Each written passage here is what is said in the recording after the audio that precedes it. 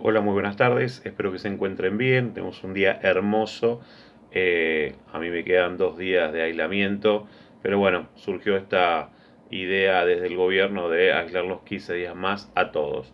Así que significa que esta modalidad de enviarle videos y tratar de explicarle situaciones históricas o cualquier otra idea de aprendizaje se va a hacer de forma virtual. Nosotros estamos viendo historia, estamos en segundo año y otras de las ideas que tenemos que aprender con respecto a la historia. Acuérdense que en la clase anterior hablábamos de cómo separábamos las ciencias sociales que veíamos en primer año en historia y en geografía. Y dijimos que el historiador genera un relato histórico para que gente que no vivió un hecho lo pueda entender. Una de las herramientas que utiliza el historiador se llama periodización. Periodización. Es decir, cuando hablamos del tiempo histórico, estamos hablando de cómo se divide la historia. Esperen que estoy tratando de acomodar algo. Ahí está. Cómo divide el historiador la historia dependiendo en el tiempo que se dio un hecho relevante. Entonces, los historiadores estudian las permanencias y los cambios. Cómo algo permanece en el tiempo de la misma forma o cómo algo que era de una manera de repente cambió. Por eso siempre damos el ejemplo de la Escuela 51 y ese espacio. Ese espacio, sin ninguna duda, no permaneció en el tiempo de la misma manera. Tuvo un cambio. De repente apareció un edificio y apareció la Escuela 51. Al lado había un jardín, del otro lado de la cuadra una escuela primaria.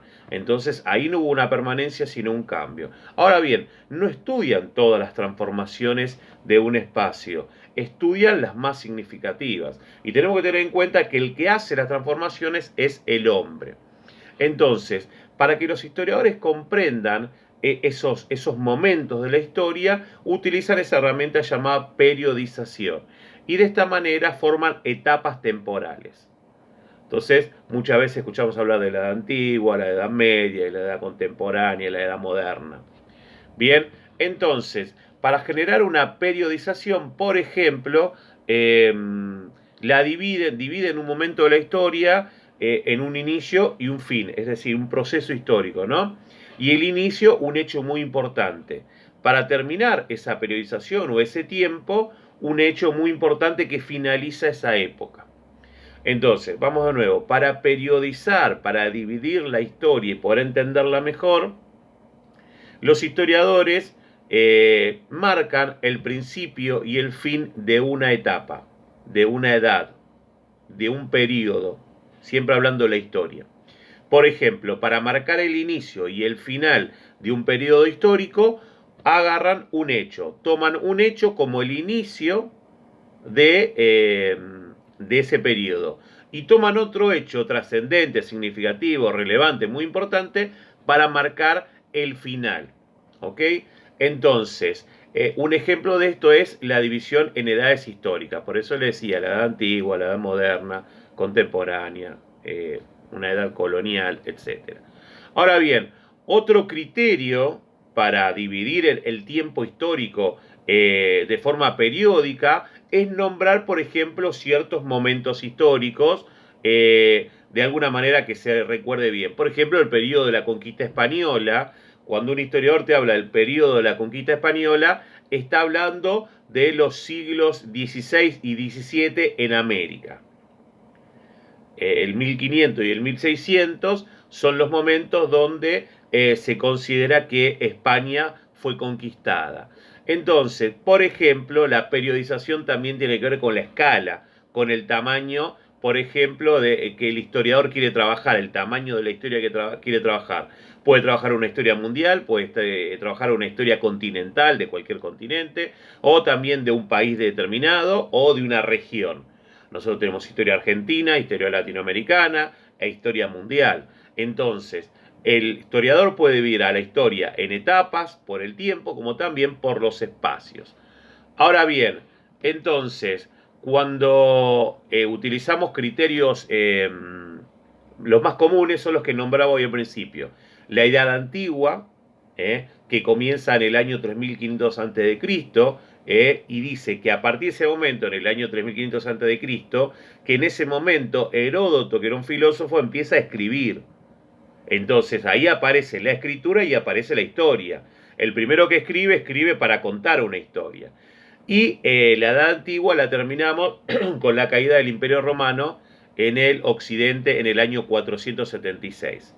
Entonces, el primer periodo que se estudia se origina con la aparición de la escritura y se termina con la caída del Imperio Romano occidental en el año 476. El Imperio Romano era un imperio muy importante, lo es desde el punto de vista histórico y de lo rico que es todo su contenido. Por eso cuando cae ese imperio, los historiadores dicen, hasta acá terminó esta edad que llamamos antigua. Después tenemos una edad media que se va a originar justamente cuando terminó la otra. En el año 476 termina la edad antigua y empieza la edad media, que sigue hasta 1453 con la caída del Imperio Romano Oriental, el del otro lado. Entonces, termina una edad y empieza la otra. En el año 1453, cuando cae el Imperio Romano Oriental, termina la Edad Media y empieza la Edad Moderna. Entonces tenemos una Edad Moderna que empieza cuando termina la Edad anterior, en 1453, y culmina en 1789, cuando se da la Revolución Francesa. 14 de julio de 1789, la Revolución Francesa, para los historiadores, marcan el fin de la Edad Moderna. Por ende, empieza otra, la Edad Contemporánea, que empieza en 1789 y sigue hasta la actualidad, que hay un poco de discusión. Uno dice, no tengo nada de contemporánea con la gente que vivió en 1789. Lo contemporáneo es lo que estamos viviendo hoy en día, se podría llamar. Pero bueno, en algún momento los historiadores posiblemente se pongan a trabajar un poquito más y digan, bueno, tenemos que empezar una edad histórica nueva, porque no podemos decir que en el año 2021 estamos en la edad contemporánea. Bien, después nos podemos poner a pensar quiénes hacen la historia. Y eso se lo voy a dejar para que lo lean, para que traten de entenderlo y que ante cualquier duda me escriban. Este video lo voy a mandar por WhatsApp, como también lo voy a subir para el Classroom. Cualquier duda que surge de la actividad me escriben, ¿ok? Les mando un abrazo, sigamos cuidándonos.